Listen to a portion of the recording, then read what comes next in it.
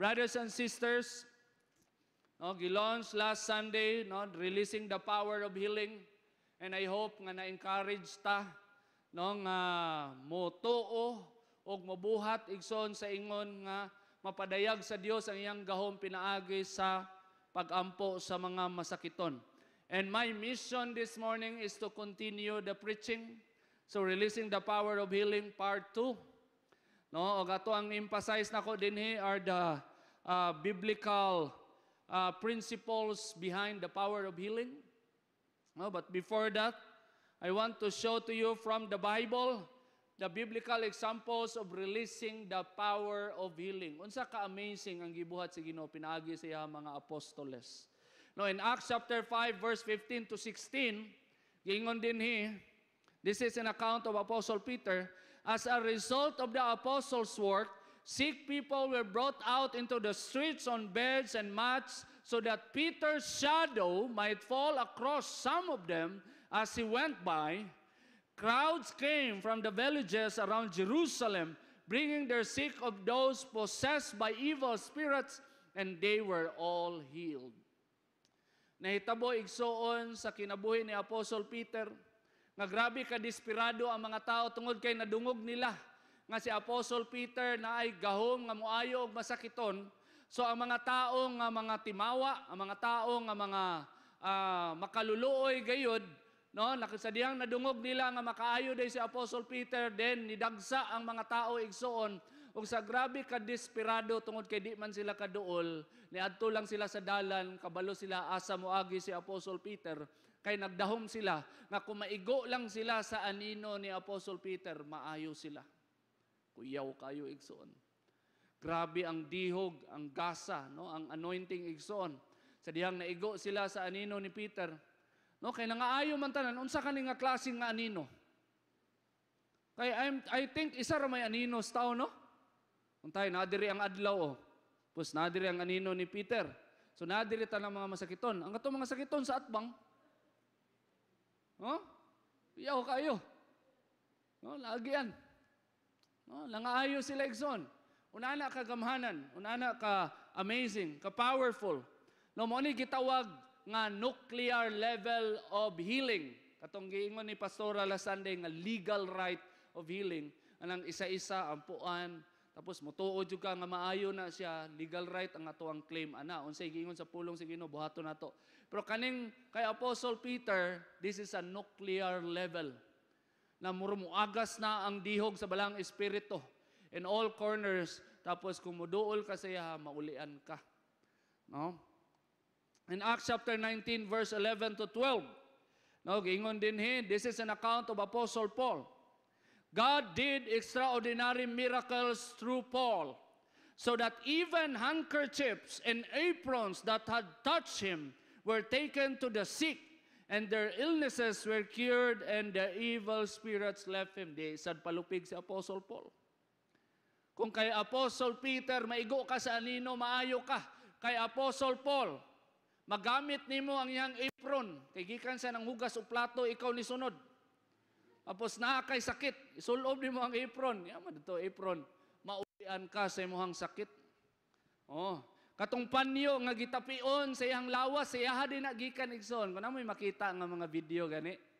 No, El Shaddai, El Shaddai.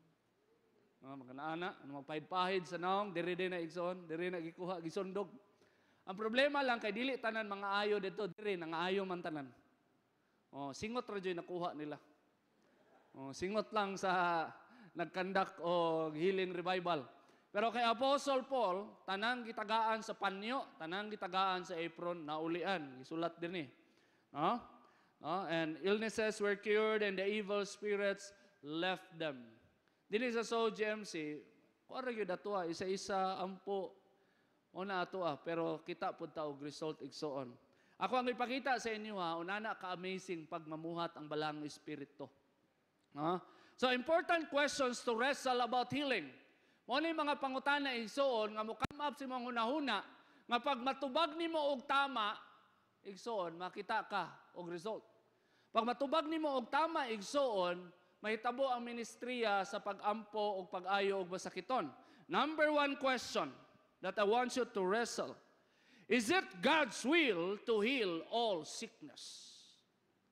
Will ba sa Ginoo? Katuyuan ba sa Dios nga tanang klase nga sakit maulian? Pag mingon ka, pastor, murag dili pastor. Murag dili tanang sakit will sa Ginoo. So ang next pangutana na, unsa nga sakit ang will sa Ginoo?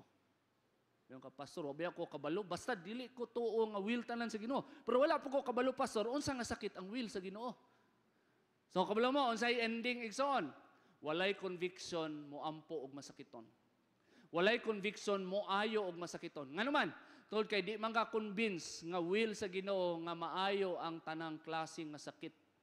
Kay para sa imuha naay pilion ang Ginoo. Ang problema dili man ka Ginoo. No, wala man ka kabalo unsa nga sakit ang pilion o gayuhon sa Ginoo. So ang tendency igsoon di na lang mo ampo og masakiton. Pero pag motuo ka nga it's God's will to heal all sickness, then you will pray for all sick people. Wala kay pilion. Amen? Mo nay consequence. Mo nay consequence pag motuo ka nga will sa Ginoo nga ayuhon tanang sakit. No? Pero kung mayong ka nga pili lang tapos di ka kabalo kung asa dito ang gusto ayuhon sa Ginoo, ang consequence ana di nakaganahan mo og masakiton. Og ang next pagyud wa na kay makita nga milagro no sa kaayuhan sa sakit. Tan-aw na to ang Biblia kay kinahanglan dili man ta pwede nga subjective ta igsoon, opinionated ta. Pastor, lagi pastor, ikaw pastor, pabor ka na. No, is it God's will to heal all sickness? No, ang tubag ni Pastor Glenn, yes. Nadiging mo ng pulong sa Ginoo na. Sige, tanaw na to. Psalm 103 verse 2 to 3. No, manigingon. Old Testament niya, manigingon. Bless the Lord, O my soul, and forget not all His benefits, who forgives all your iniquities, who heals all your diseases. All your diseases. Tanang klaseng nga sakit, ayuhon sa Dios. Amen? Klaro kayo na. No? Ay mga sikta nga di kadawat aning bersikuluhan eh. Kaya di sila mo to nga ayuhon tanan sa Ginoo. Wala may mabasa na sa Biblia. Sa diyang basahan, diya, tinuod din na. No? Sa diyang mabasa na, maingon tinuod ba daw na? Pero before nabasa, maingon nga, wala man tayo mabasa na nga ayuhon tanan sa Ginoo. Tanang klase nga sakit. Karon naigsoon. Klaro kayo? Who heals all your diseases. Old Testament. Namiyon ka, Pastor Glenn, Old Testament man na. New Testament, wala tayo bersikulo diya. Matthew 4:23. No, ang gingon din eh. And Jesus went about all Galilee, teaching in their synagogues, preaching the gospel of the kingdom, and healing all kinds of sickness and all kinds of disease among the people. Gisagit lang nako ang all ha, para power kay paminaon. No? Para mo ana gyud ba? Mo ana gyud. No, mo tanom jud ba? Klaro kay igsoon. No? Ang ministriya ni Jesus, healing all kinds of sickness and all kinds of disease. Very powerful God. Sa mata na igsoon, that our God, that the God that we serve is an almighty God. There is no impossible with Him. Amen? As long as you believe, then you will see result. So right now, the next question that I want you to wrestle about healing is this. Is it God's will to heal everyone? Okay, Pastor, check. It's God's will to heal all sickness. Will sa Ginoo. Tanang klase nga sakit, will sa Ginoo. Okay. Pero will ba, Pastor, sa Ginoo nga ayuhon tanan? Whether you are a believer, whether you are a non-believer, you are a Muslim, a Buddhist, Taoist, atheist, or you don't have religion, is it God's will to heal those people? Murag too much ra na, Pastor. Murag diri ra gyud ta sa Christian. Mga Christian ra gyud ayuhon sa Ginoo. Na. No? Unsay consequence na igsoon? Tungod kay your mindset and your belief, no, ang imong pagtuo nga ang mga believer lang ang ayuhon sa Ginoo, ang tendency na igsoon, ang consequence na mawad-an ka og conviction mo ampo og masakiton para sa uban. Nga naman, di naman mo ma-identify asay tinuod nga believer dato kasi dili tinuod. No, kay dili man pasabot nga nagasimba ka, believer ka. Oh, di man na pasabot. Di man pasabot nga nakaila ka sa Dios, believer ka, tinud-anay. So di ginato ma-identify. No?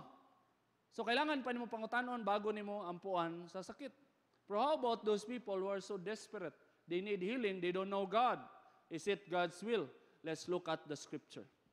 Tanaw na to ang Biblia. Matthew chapter 8 verse 2 to 3.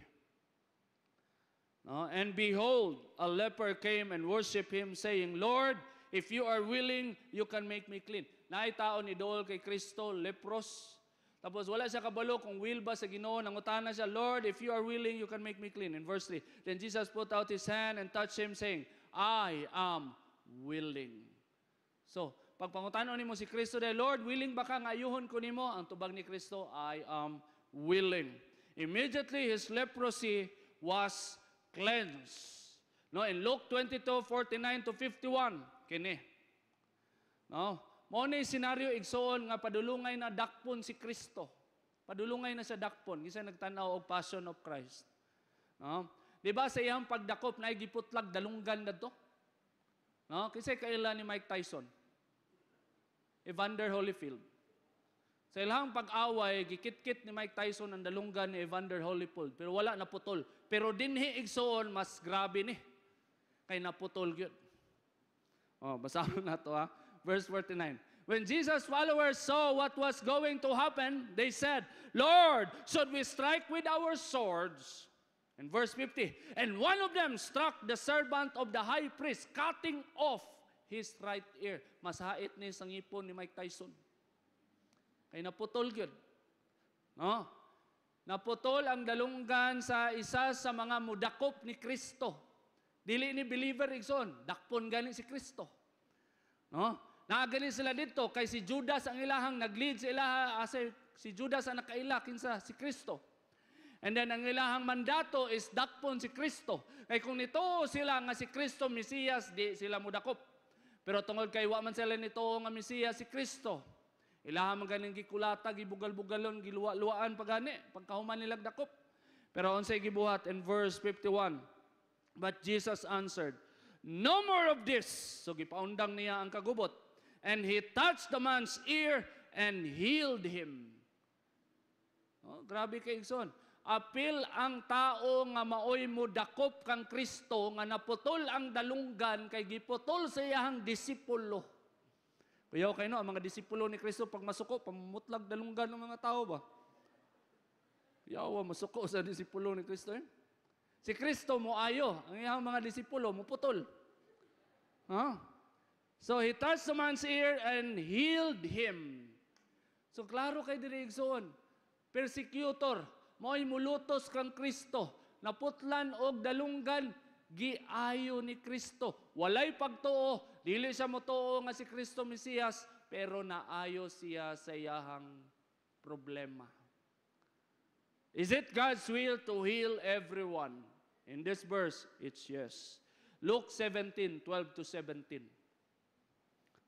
Kini, in verse 12. Then he, and as he entered a certain village, there met him 10 men who were lepers. So naay pulo ka lepros who stood afar off. And they lifted up their voices and said, Jesus, Master, have mercy on us. Naay pulo ka naay leprosy.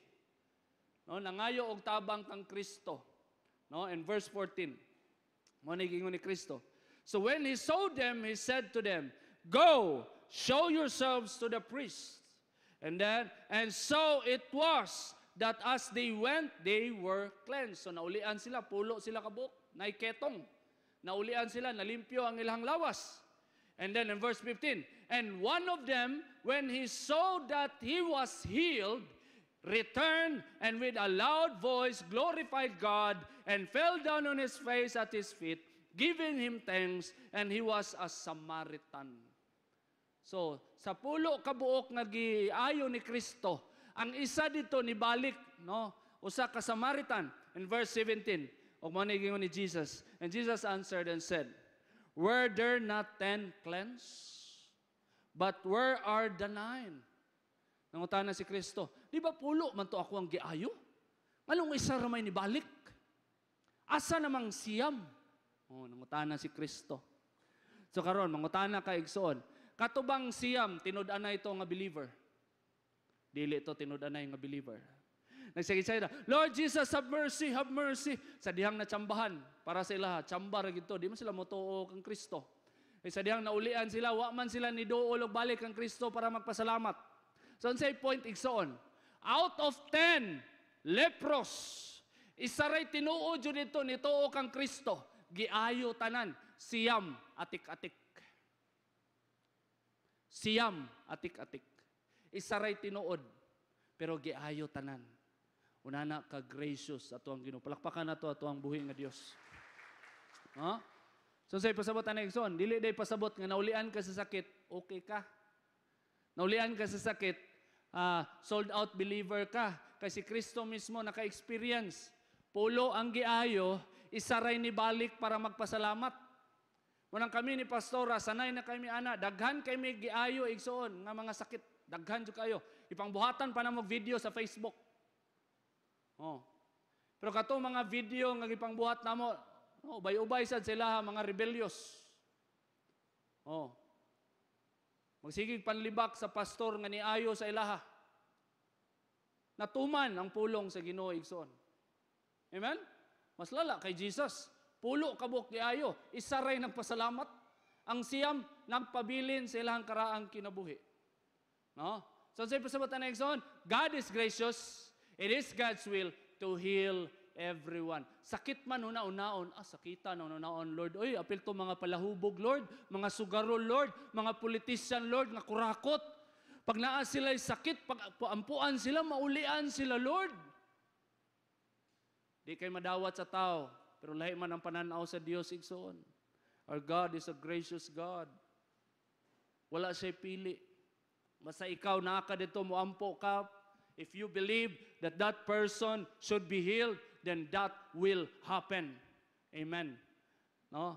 Pasalamat lang mi sa Ginoo kay kami ni pastora na experience na mo ang na-experience si Kristo. Basta naay magpaampo sa mga igsoon, ampuan jud na mo nagtaman-taman, seryosohon jud na mo nagtaman-taman. Pag maulian, we glorify God. Pero ang choice anang tawhana, wala may hold. Kung pagkahuman ba niya, maulian siya, magpasalamat ba siya, tapos magpa-member siya sa church, o mo rebelde ba siya, dautan mi niya, wala may hold ana. Pero tinuod ang pulong sa Dios. Amen. Amen. So right now, I will share to you 5 biblical principles behind healing power, pero duha lang akong i-share kay maabtan tag alas 12. So duha lang for this morning. Biblical principles behind healing power. Number 1, the atoning sacrifice of Jesus. Kabalo ba kay igsoon sa dihang gilansang si Kristo sa cross, apil dito sa pagpalansang ang kaayuhan sa imong sakit. Ang kaayuhan sa tanang naay sakit. Tanaw na to ang pulong sa Ginoo in Matthew chapter 8 verse 14 to 17. Ingon din When Jesus came into Peter's house, he saw Peter's mother-in-law lying in bed with a fever. He touched her hand and the fever left her, and she got up and began to wait on him. When evening came, many who were demon-possessed were brought to him, and he drove out the spirits with a word and healed all the sick.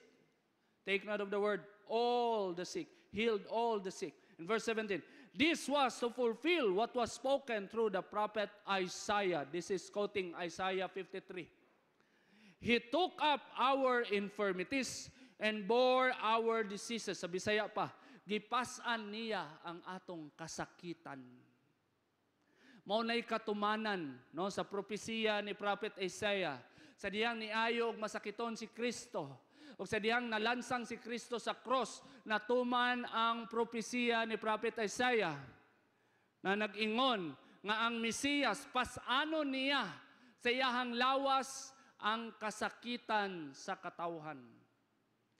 Muna igsoon, ang healing naa siya sa atonement, sa atoning sacrifice sa atong buhi nga Dios na mo sa Hesus Kristo. ang mga samad ni Kristo, igsoon, mao nay giula para maayo ka sa imong sakit. So pasabot ana igsoon, since it is part of the gospel, because Jesus suffered so that you might be healed, so ang ato ang healing igsoon, dili siya subjective. Mao ni gitawag nga legal right. No, giula na, giingon, giprophesy, tapos gibuhat ni Kristo, no? Gisamad-samaran si Kristo para maulian ka sa imong mga sakit, para tanang kasakit nga naa ka, maulian ka. And then gibuhat na ni Kristo, tungod kay nabuhat na niya, same sa gospel sa kaluwasan, tungod kay namatay si Kristo sa cross, mapasaylo ka sa imong sala. Amen. Tungod kay namatay si Kristo sa cross, mapasaylo ka sa tanang klase nga sala naa ka. Tungod kay gisamdan si Kristo sa cross, maayo ka sa tanang klase nga sakit nga naa ka. Amen. Palakpakan na to atong buhi nga Dios. No, in Isaiah 53 verse 5, basahon na to ang original verse in verse 5. But he was pierced for our transgressions, he was crushed for our iniquities. The punishment that brought us peace was on him, and by his wounds we are healed.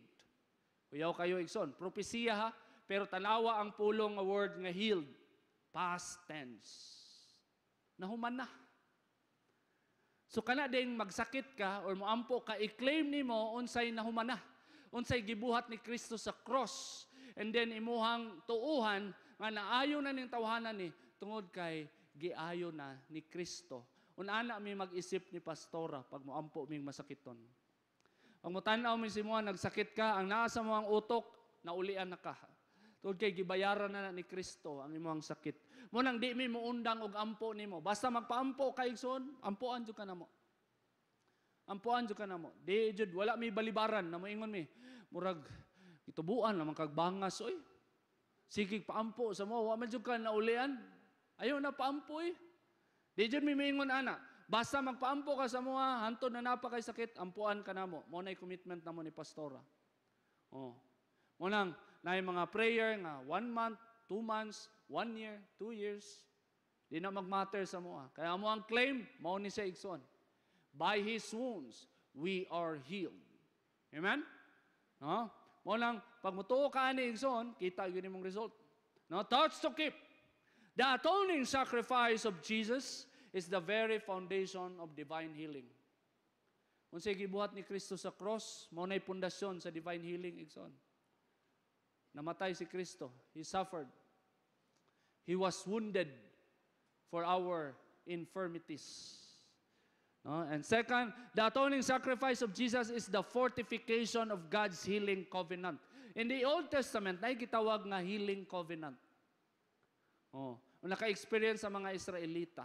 In the New Testament, Jesus sealed the healing covenant. He fortified the healing covenant. Mao nang pagmutuo ka karon igsoon, masig dili ka Hudiyo, makita nimo ang gahom sa Dios. Tungod kay ang sakripisyo ni Kristo maoy nagpalig-on sa gitawag nga healing covenant. Katulo, the atoning sacrifice of Jesus is the great assurance that God already healed us. God is more than willing to heal all sickness. God is more than willing to heal everyone, regardless of your belief. Oh, regardless of your belief. No? Na masimpag Muslim. Pastor Val, experience siya. Nga naay Muslim nga nagsakit. Napay kondisyones. Pag naulian kasi mo ang sakit, tuo kay Jesus. Sige, mo to, giampuan siya. Naulian man siya. Dinito siya kay Jesus. No? Una na igsoon. God already healed us through the atoning sacrifice of Jesus. Second biblical principle behind healing power, the authority of the name of Jesus. The authority of the name of Jesus. Now, when we heal the sick, igsoon, we are very careful that we use the name of Jesus. Because in that name, there is power. Literal, na ay gahom igsoon. No, giingon din sa John 14:14, nag-ingon si Kristo, if you ask anything in my name, I will do it. Ingon si Kristo. Muna ako ang memory verse, favorite memory verse sa una. Batanon pa ko. If you ask anything in my name, I will do it. Bisa ko unsa la akong pangayoon. Pero natarong na sa akong pagpangayo sa una. No? Sa unsa na lang, daghan kong na-experience miracle because of this verse. No? Ingon ni Kristo. And why Jesus urged His disciples to ask in His name? What is in His name? No, in Matthew 28 verse 18. No, gingon din Jesus came and spoke to them saying, all authority has been given to me in heaven and on earth. Mao day igsoon confident kay si Kristo. Nga pangayo sa ko ang pangalan, buhaton ako. Unsa day naa siyang pangalan? Matthew 28 igsoon. Tanang otoridad, tanang gahom nga naa ang langit, tanang gahom nga naa ang yuta nahatag na sa iyaha. Mao nang paggamito nimo ang pangalan ni Kristo, paggamito nimo ang pangalan ni Jesus, then you will see result. You will see the power of God. Labi na pag naay demonic possession, mahitabo igsoon. Pag naay demon possess, kita nimo ang gahom sa Ginoo. Tanang ampuan nimo ako, kita man jud ko katong nahitabo sa Suaso sa una, ipakita nako sa tanan. Tanawa ha, nagdemo pa ko na possess. Tanawa, ampuan ako ning panyo in the name of Jesus. No, the Spirit of God will work through you.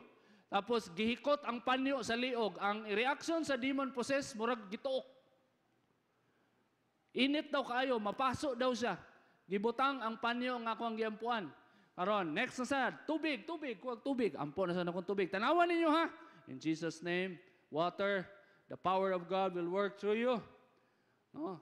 As soon as you touch His body, a miracle will happen. The demon possessed will leave. Then, gipainom og tubig, perting suka-suka. Kayas ka daw inita.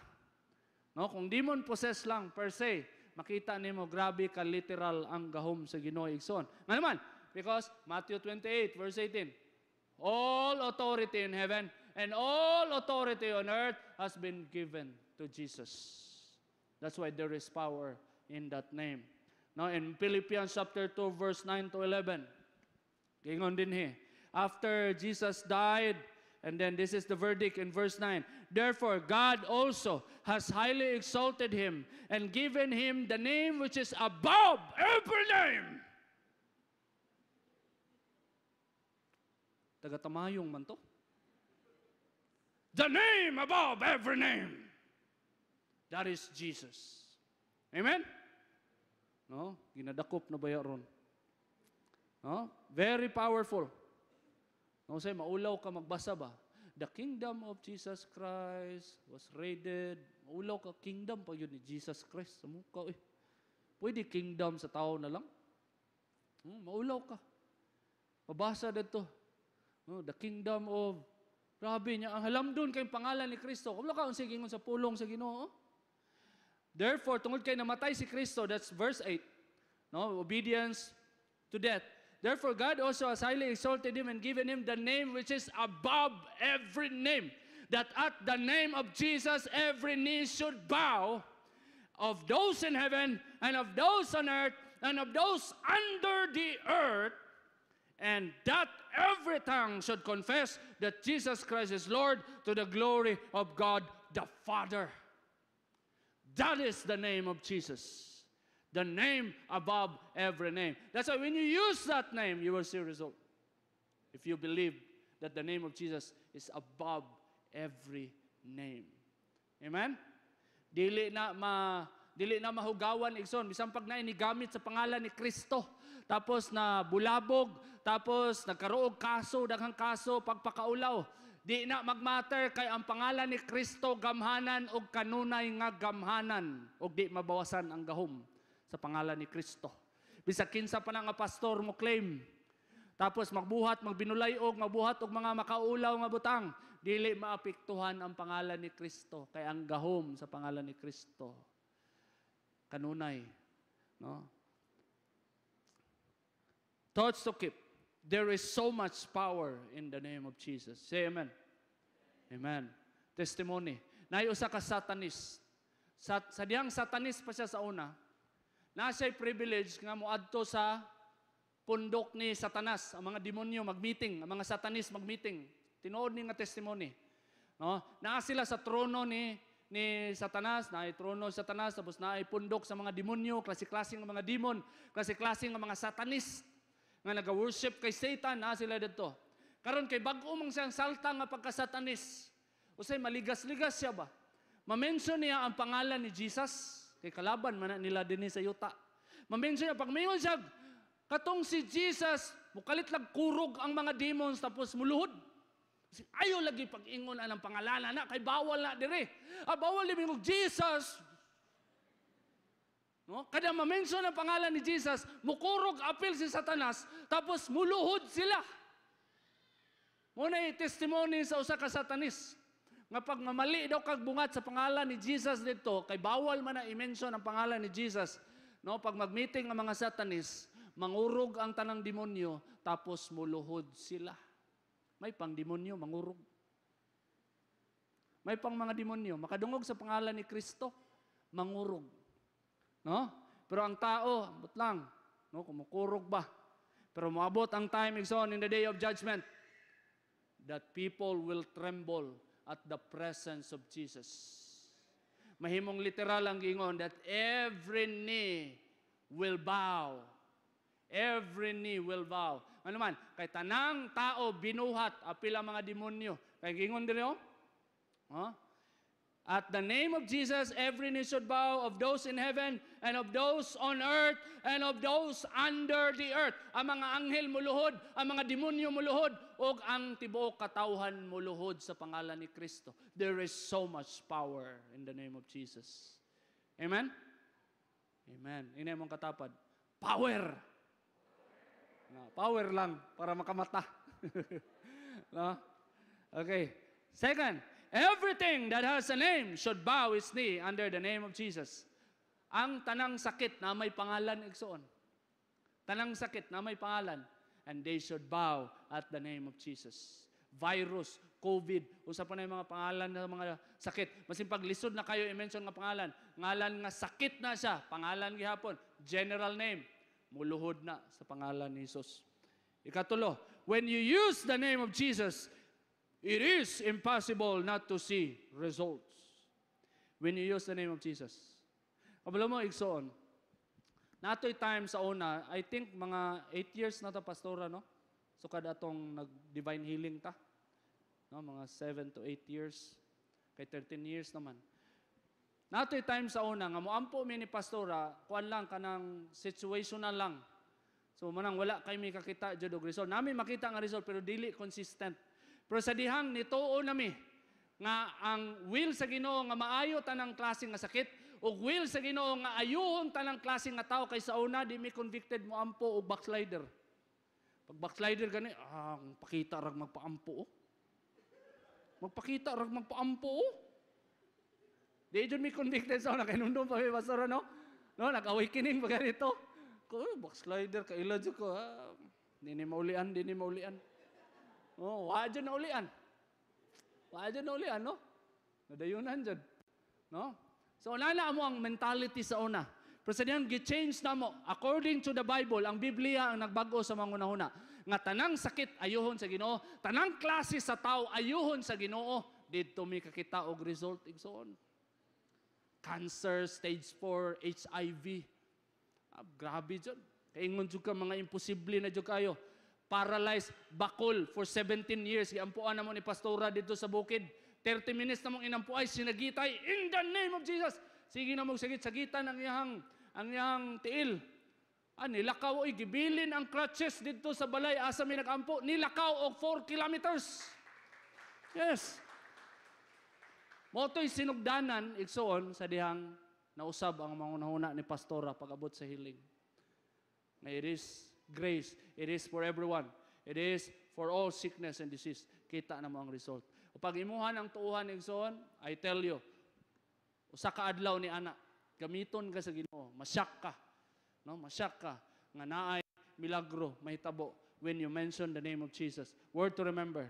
If you want to see the power of healing working through you, you must believe the word of God literally.